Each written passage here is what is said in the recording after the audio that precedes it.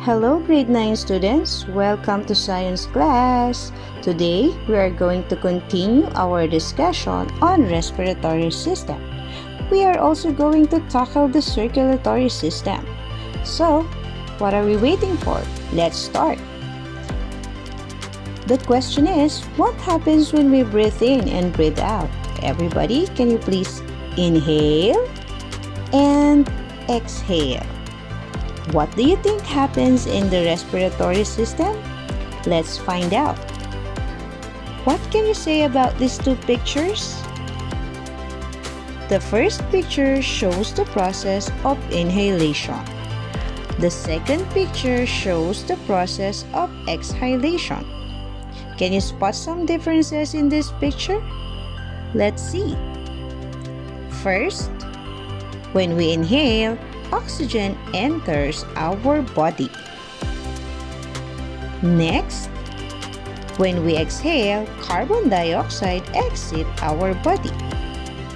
Then, when we inhale, ribs move out and the chest space increases, or chest space becomes larger. When we exhale, ribs move in and chest space decreases, or the chest space becomes smaller. Next, diaphragm. Diaphragm is the muscle in the respiratory system that help us breathe. When we inhale, diaphragm muscle contracts and our diaphragm moves down. When we exhale, diaphragm muscle relaxes or our diaphragm moves out. So that is what happens when we breathe. Now let us proceed to the second organ system, and that is the circulatory system. Circulatory system is also known as cardiovascular system. This system is the life support structure that nourishes your cell. It functions with other systems to deliver different materials in the body. Now let us proceed to the major parts of the circulatory system.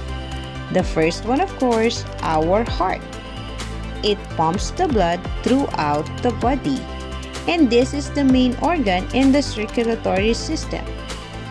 Next is the blood vessel. Blood vessels carries the blood throughout the body. And we have three types of blood vessels. The first one, artery. Arteries carry blood away from the heart, while veins carry blood towards the heart. The third type of blood vessel is known as capillaries.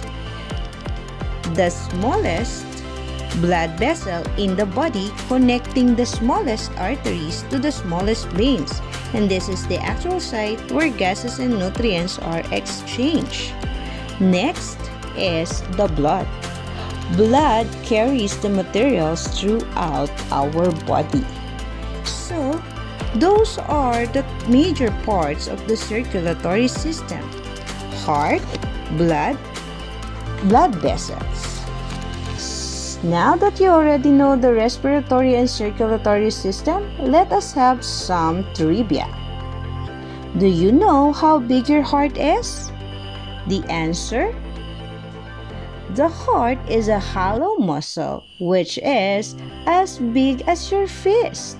Everyone, look at your fist. That is how big your heart is. Now, let's take a quick look on the part of the heart. Our heart has four chambers, the two atria and the two ventricles. The two atria, the right and the left atrium, are the receiving chambers of the heart. They accept blood from the body and from the lungs, while the two ventricles, the right and the left ventricles, are the pumping chambers of the heart. They are moving blood to the lungs and into the body. There is a valve between each atrium and ventricles to prevent the blood from flowing backward. The valves are like one-way door that keep the blood from moving in only one direction. Now, let's have a key concept of how the circulatory system works together.